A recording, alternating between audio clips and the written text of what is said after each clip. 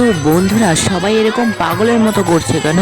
জানতে চাও কি? জানতে চাইলে পুরো ভিডিওটা দেখতে হবে। এই সুন্দর সুন্দর মজার মজার ভিডিও কিন্তু আর কোথাও পাবে না। চ্যানেলটা সাবস্ক্রাইব করে নোটিফিকেশন অল করে দিতে হবে। তো এখানে দেখতেই পাচ্ছ কেউ যদি না আসতে চায় তাহলে কোলে করে নিয়ে আসা হচ্ছে। আজকের ভিডিওটা দেখলে তোমাদের মন একটু হলেও ভালো হবে, দেখতে থাকো।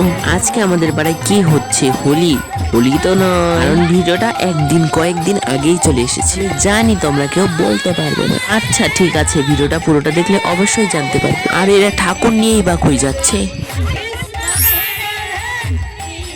তোমরা তো অনেকে জানো, আবার অনেকে জানো না। আমাদের পাড়ায় অষ্টভর অষ্টকালে নীলা কীর্তন শুরু হয়েছে। এইটারই আজকে শেষ দিন, মানে মহন্ত বিদায়। এক কথায় অনেক আনন্দ, অনেক মজা।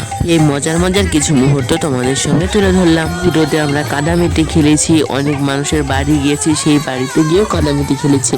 সেই সব কিছু এই ভিডিওটাতে আছে। বলছি ভিডিওটা মিস করো না, পুরোটা দেখে যাও। আর এখানে তোমরা দেখতেই পাচ্ছ আমরা কাদামাটি গোলাচ্ছি, মানে একটা কাদামাটি বালতিতে করে গোলামে, যেটা যে সব থেকে বেশি পরিষ্কার তাকে তার উপরে নিয়ে ঢালা হবে।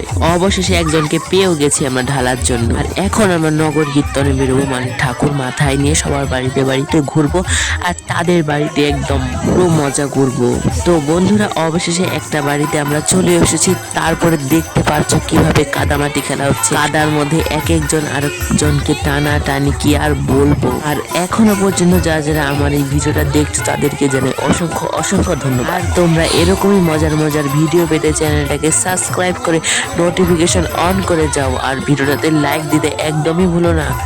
কমেন্টে তোমাদের মতামত জানাও, কমেন্ট করে যাবে কিন্তু।